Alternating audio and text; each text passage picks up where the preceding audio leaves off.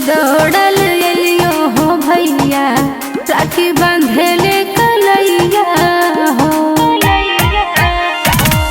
ससुरा से दौड़ल एलियो हो भैया, राखी बांधेले कलैया हो।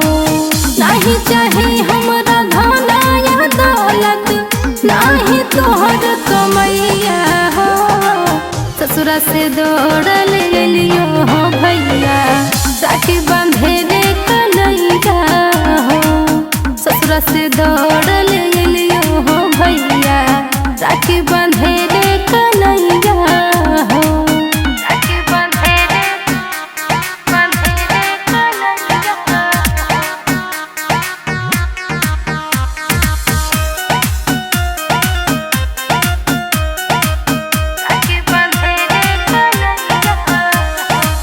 भाई बहन के होते पावन त्योहार हो, सही बरसते रहिया भैया तू प्यार हो।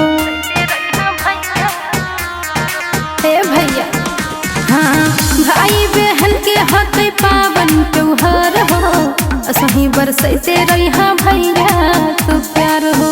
कबो नहीं तोह पे आवे हो भैया, दुख बोलैया हो। ससुरा से दौड़ल एलियो हो भैया, राखी बांधेले कलैया हो। ससुरा से दौड़ल एलियो हो भैया, राखी बांधेले कलैया हो।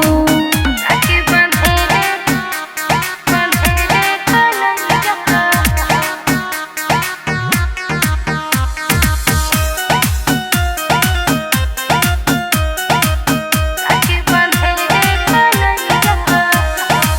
सिंपू शिवानी गावे राखी के गीतिया, अबो न टूटे भाई बहन के प्रीतिया।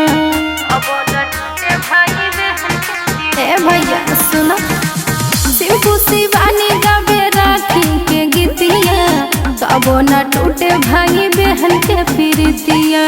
संभो बिहारी डाके चाहे मारे, पाड़ो हियो तोहर पहिया हो। ससुरा से दौड़ल एलियो हो भैया, राखी बांधेले कलैया हो। ससुरा से दौड़ल एलियो हो भैया, राखी